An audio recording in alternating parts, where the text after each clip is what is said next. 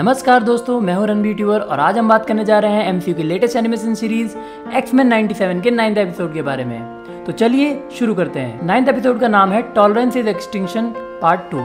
तो रिकैप में दिखाया जाता है कि प्रोफेसर चार्ल्स एक्जेवियर ने अपनी विल में मैग्नीटो को एक्समैन का लीडर बना दिया था, जिसे साइक्लोप्स को लगता है कि शायद प्रोफेसर उस पर भरोसा नहीं करते। जीन उसे समझाती है कि शायद ये उन्होंने हमारे भले के लिए किया था। टीवी पर प्रोफेसर को एक एलियन प्रजाति के एम्परर बनते हुए दिखाया जाता है, जिससे एक्समैन हैरान रह जाते हैं। बेस्टियन कहता है कि सभी एक्समैन दुनिया से झूठ बोल रहे थे कि प्रोफेसर एक्स मर चुके हैं। वहीं बेस्टियन जीनोशॉक के अटैक के बाद प्राइम सेंटिनल प्रोग्राम को एक्सेप्ट करवा लेता है। जीन को पता चलता है कि बेस्टियन एक सेंटिनल है जिसे ह्यूमन बना दिया गया है। डॉक्टर कूपर को रियलाइज हो जाता है कि मैग्नीटो बिल्कुल सही था। मैग्नीटो ने पूरे अर्थ के मैग्नेटिज्म को एक्सेस करके अर्थ पर ब्लैकआउट कर दिया था और एंड में प्रोफेसर एक्स अर्थ पर वापस आ जाते हैं। अब देखते हैं आगे। तो पहले सीन में हमें दिखाया जाता है कि प्रोफेसर एक्स एक्समैन के पास वापस आ चुके हैं।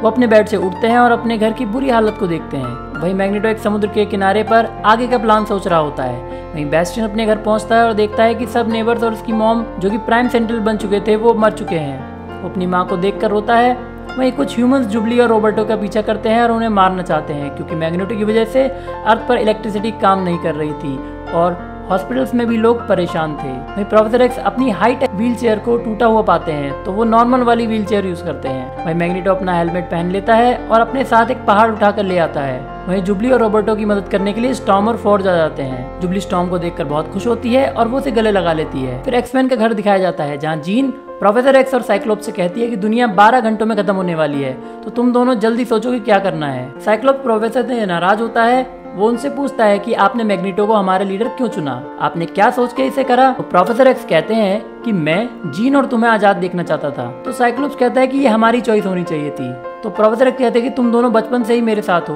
और फर्स्ट एक्समैन में से एक हो, मैं बस तुम्हें खुश देखना चाहता था। तो साइक्लोप्स कहता है कि उससे क्या ही फर्क पड़ जाता, बेस्टियन से लड़ने के लिए मुझे ये यहाँ वापस आना ही पड़ता, क्या आप ये नहीं जानते थे। तो प्रोफेसर एक्स उसे बताते हैं कि यही मेरा डर था कि तुम मेरा हर कहा मानोगे और म्यूटेंट्स के लिए एक अच्छी दुनिया बनाओगे, पर तुम खुद उसमें एंजॉय नहीं कर पाओगे। शायद ये मेरी ही गलती थी, लेकिन तुम्हारी तरह मैं भी वापस आ गया हूँ।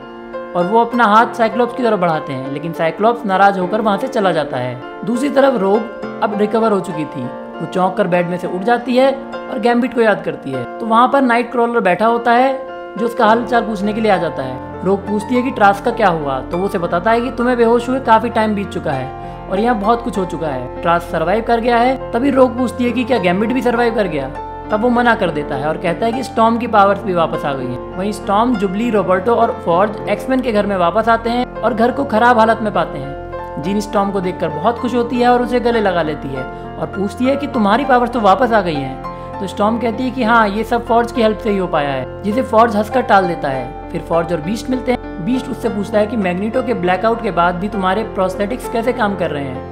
तो वो बताता है कि ये इलेक्ट्रोस्टैटिक चार्ज को डिफ्लेक्ट कर देते हैं, इसलिए अभी भी काम कर रहे हैं और यही तो मेरी पावर है कि मैं किसी भी तरह की मशीन को बना सकता हूँ। स्टॉर्म जीन से पूछती है कि यहाँ सब टूटा फूटा कैसे पड़ा है। तो जीन कहती है कि हम बस यहाँ से पुरानी जगह मुइर आइलैंड पर शिफ्ट करने वाले हैं। तो स्टॉर्म कहती है ये हमारा घर था, एक स्वर्ग की तरह था, अगर इसका ये हाल है तो बाहर क्या ही हुआ होगा। साइक्लोप्स बताता है कि हजारों लोग मारे गए हैं, सारे शहर के इंफ्रास्ट्रक्चर खराब हो चुके हैं, मैग्नीटो ने बिना किसी वार्निंग के दुनिया को पुराने जमाने में पहुंचा दिया है। स्टॉर्म कहती है कि हाँ, मैं महसूस कर सकती हूँ कि अर्थ का मैग्नेटिज्म कम होता जा रहा है, आज का सूरज हमारे फ्यूचर के साथ ही डूबेगा। तब जीन कहती है कि हमें मैग्नीटो को ढूंढना पड़ेगा और उसे सब रिवर्स करने के लिए मनाना होगा, इससे पहले कि सभी लोग मारे जाएं। तो वुल्वरिन कहता है कि जितना मैं मैग्नीटो को जानता हूँ, वो हमारे प्लीज कहने से सब ठीक नहीं करने वाला, उसने अकेले ही पूरे प्लेनेट पर वॉर छेड़ दिया है, उसको अब मेरे हाथों ही मरना होगा। तभी वहाँ प्रोफेसर एक्स आ जाते हैं और वुल्वरिन से कहते हैं कि अगर तुम्हें किसी को सजा ही देनी है तो मुझे दो, इस सब का मैं ही जिम्मेदार हूँ, मेरी गलतियों की सजा मैग्नीटो को मत दो। तो साइक्लोप्स बोलता है कि मैं, रोग और ब्लू टीम मैग्नीटो को ढूंढने जाएंगे, स्टॉर्म और जीन गोल्ड टीम को लीड करेंगे और बेस्टियन से फाइट करेंगे। तब प्रोफेसर एक्स बोलते हैं कि क्या हमें ये पता है कि प्राइम सेंटिनल से कैसे निपटना है, बेस्टियन के कंट्रोल को उन पर से कैसे हटाया जाए। बीस्ट कहता है कि ये नैनोटेक सीखने में हमें तो काफी साल लग जाएंगे, लेकिन फॉर्ज और मैं उनको दोबारा ह्यूमंस बना सकते हैं। तो रॉबर्टो कहता है कि इनके प्राइम सेंटिनल बनने से पहले ही ये हमें मारना चाहते थे और हमें तो ये पता भी नहीं है कितने सारे हैं, बेस्टियन के कंट्रोल से छुड़ाने के बाद क्या होगा। तो स्टॉर्म कहती है कि आगे जो भी होगा उसका सामना हम एक फैमिली की तरह एक साथ मिलकर करेंगे। तो बीस्ट बोलता है कि एक और बात, ये प्राइम सेंटिनल किसी सेंट्रल कमांड से चल रहे हैं, लेकिन मैं उसे ढूंढ पाता उससे पहले ब्लैकआउट हो गया। तो प्रोफेसर एक्स कहते हैं कि बेस्टियन ही वो कमांड सर्वर है। इस स्कूल को बनाने से पहले मैं बेस्टियन की मदद से मिला था, तब वो बच्चा था और मशीन से बात कर सकता था। सेरिब्रो की मदद से मैंने उसे ढूंढा तो मुझे लगा कि वो म्यूटेंट ही होगा। ये सुनकर उसकी मदर ने मुझे वहां से भगा दिया था। तो स्टॉर्म कहती है इसका मतलब अगर वो हमारे साथ होता तो फर्स्ट एक्समैन में से एक होता। प्रोफेसर एक्स आगे कहते हैं कि जैसे ही बेस्टियन का खतरा टल जाएगा मैग्नेटो अपने आप सब ठीक कर देगा। तो साइक्लॉप्स कहता है कि ठीक है, नाइट क्रॉलर हमें पुराने हाउस में टेलीपोर्ट कर देगा, तो चलो सब काम पर लग जाओ। थोड़ी देर बाद लैब में बीस्ट और फॉर्ज एक डिवाइस बना रहे होते हैं। तो स्टॉर्म वहां आकर पूछती है कि तुम लोग ये क्या बना रहे हो। तो फॉर्ज बताता है कि प्रोफेसर एक्स के अकॉर्डिंग बेस्टियन एक टेक्नोपैथ है, जिसका मतलब है कि वो मशीनों से टेलीपैथी से बात करता है। तो बीस्ट कहता है कि इस डिवाइस से जीन की पावर खत्म हो गई थी जब वो डार्क फिनिक्स बनी थी। तो फॉर्ज कहता है कि इसीलिए हमने इस डिवाइस को बेस्टियन की फ्रीक्वेंसी पर सेट कर दिया है और इसी की मदद से वो प्राइम सेंटिनल को कंट्रोल भी नहीं कर पाएगा। बीस्ट कहता है कि हम इससे भी ज़्यादा कर सकते हैं। अगर बेस्टियंस की पावर हमारी म्यूटेशंस की तरह काम करती हैं तो हम न्यूट्रलाइजर टेक्निक का यूज करके उसके प्राइम सेंटिनल्स के कंट्रोल को परमानेंटली बंद कर सकते हैं। टॉम इससे गुस्सा हो जाती है तो फॉर्ज बीस्ट को कहता है कि ठीक है, कोई न्यूट्रलाइजर टेक्निक नहीं यूज होगी। दूसरी तरफ रोग गार्डन में अकेले खड़ी होती है तो वहाँ प्रोफेसर एक्स आ जाते हैं और उससे गैम्बिट के बारे में बात करने लगते हैं, लेकिन रोग भी प्रोफेसर से नाराज होती है। प्रोफेसर चार्ल्स एक्जेवियर उसे माफी मांगने लगते हैं कि वो गैम्बिट को बचा नहीं पाए। तभी बिजलियों की कड़कड़ाहट के साथ आता हुआ मैग्नेटो उन्हें दिखाई देता है। मैग्नेटो अपने साथ एक पूरा आइलैंड उठा के ले आया था। सारे एक्समैन भी भागते हुए वहां पहुंच जाते हैं। वुल्वरीन इसको देखकर कहता है कि शिकार खुद यहीं पे चल के आ गया है। तो प्रोफेसर एक्स मैग्नेटो के पास जाकर कहते हैं कि ये सब करने का क्या कारण है। तो मैग्नेटो कहता है कि अब मुझे किसी कारण की जरूरत नहीं है चार्ल्स। प्रोफेसर एक्स कहते हैं कि मेरे घर के ऊपर तुम पूरा एक आइलैंड लेकर आ गए हो, तो मुझे इसका जवाब चाहिए। तो मैग्नेटो कहता है कि तुम्हारा घर, तुम तो शायर बर्ड क्वीन के लिए घर को छोड़कर चले गए थे और तुमने इसको मुझे देकर अपनी राह पर चलने के लिए बोला था, तो तुम बताओ कि अब तुम मेरे रास्ते पर चलने के लिए तैयार हो। तो प्रोफेसर एक्स कहते हैं कि तुम्हारा रास्ता ह्यूमंस और म्यूटेंट्स दोनों को विनाश कर देगा। जो भी डैमेज तुमने अर्थ को पहुंचाया है उसे वापस से ठीक कर दो। मैग्नेटो कहता है कि क्या इंसान जिनोशा में जो हुआ उसे वापस सही कर सकता है? काश तुमने वो सब अपने आंखों से देखा होता। मैंने जिनोशा को वैसा ही बनाया था जैसा मैंने तुमसे वादा किया था। प्रोफेसर एक्स कहते हैं कि हमारे पास एक तरीका है जिससे हम बेस्टियन को रोक सकते हैं, पर तुम्हें अर्थ को फिर से ठीक करना ही होगा। मैग्नेटो कहता है कि मैंने एक बच्चे को वादा किया था कि फ्यूचर में तुम्हें डरने की कोई भी जरूरत नहीं पड़ेगी, और मैंने उसको अपनी ही आंखों के सामने डर कर मरते हुए देखा था। उसे मुझ पर भरोसा था, उस सपने पर जो तुमने मुझे दिखाया था। फिर मैग्नेटो बाकी एक्समैन से पूछता है कि क्या तुम लोग भी एक्जेवियर के फ्यूचर को मानकर मरने के लिए तैयार हो गए? जहां हमारे साथ नॉर्मल व्यवहार हो उसके लिए हमें ह्यूमन से भीख मांगनी पड़ती।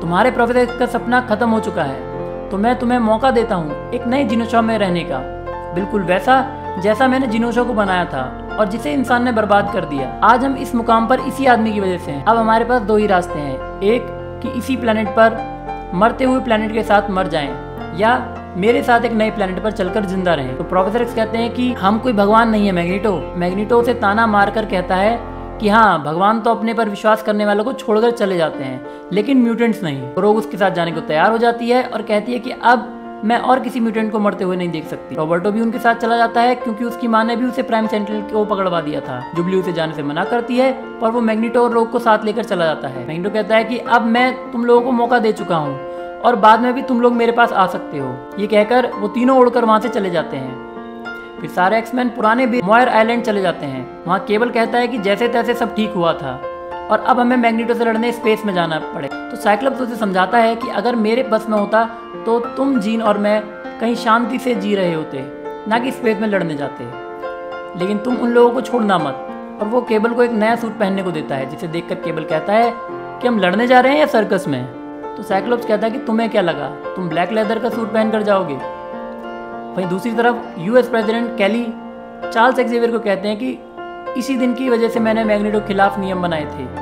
तो चार्ल्स कहता है कि मैग्नेटो से लड़ने से बात और बिगड़ जाएगी, मैं उसे किसी तरह मना लूंगा, आप मुझ पर ट्रस्ट कीजिए। तो प्रेसिडेंट कहते हैं कि तुम पर मैं विश्वास क्यों करूं, तुम तो उसी पागल के भरोसे दुनिया को छोड़ कर चले गए थे।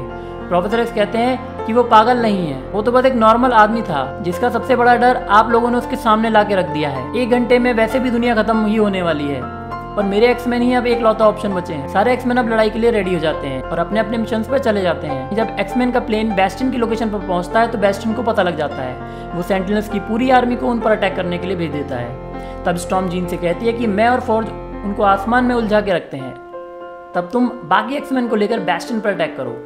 तब जीन बाकी एक्समैन को लेकर जमीन पर आ जाती है और स्टॉर्म अपनी पावर से तूफान ले आती है। बीस्ट बेस्टियन की फ्रीक्वेंसी का पता वोल्केनो के अंदर लगाता है, तो बेस्टियन उनसे लड़ने के लिए बहुत सारे बड़े बड़े सेंटिनल्स भेज देता है, जिनसे लड़ने के लिए मॉर्फ हल्क का रूप ले लेता है और एक एक करके सेंटिनल्स को स्मैश करने लगता है। अब बाकी एक्समैन भी उन पर अटैक कर देते हैं और उन्हें मार देते हैं। तभी वहां पर मिस्टर सिनिस्टर आ जाता है और जीन से लड़ने लगता है। वो जीन को काफी परेशान करता है, पर जीन उसको एंड में पीट ही देती है। वहीं दूसरी तरफ साइक्लॉप्स वाले ग्रुप के एक्समैन स्पेस में मैग्नेटो के प्लेनेट पर पहुंच जाते हैं। नाइट क्रॉलर उन्हें सीधा मैग्नेटो के ही सामने लाकर टेलीपोर्ट कर देता है। मैग्नेटो उनसे कहता है कि अच्छा तो तुम लोग लड़ने आए हो, और वो उन पर मेटल से अटैक कर देता है। वुल्वरीन खुश होता है कि मैग्नेटो ने बिना भाषण दिए ही लड़ाई चालू कर दी। वो उसकी तरफ दौड़ते हुए जाता है, लेकिन बीच में ही रोग उसको पकड़कर उस पर अटैक कर देती है। मैग्नेटो भी बाकी एक्समैन से लड़ने लगता है, तो प्रोफेसर एक्स आकर मैग्नेटो को रोकते हुए कहते हैं कि हजारों की जानें जा चुकी हैं और भी बहुत सारे लोग मारे जाएंगे। तो मैग्नेटो कहता है कि जिनोशा में भी बहुत सारे म्यूटेंट्स मारे गए थे, अब तुम बताओ किसकी जान ज्यादा कीमती है। तो प्रोफेसर कहते हैं कि दुनिया ने तुम्हें ऐसा बुरा इंसान बना दिया है, पर तुम ऐसे नहीं थे मैग्नेटो।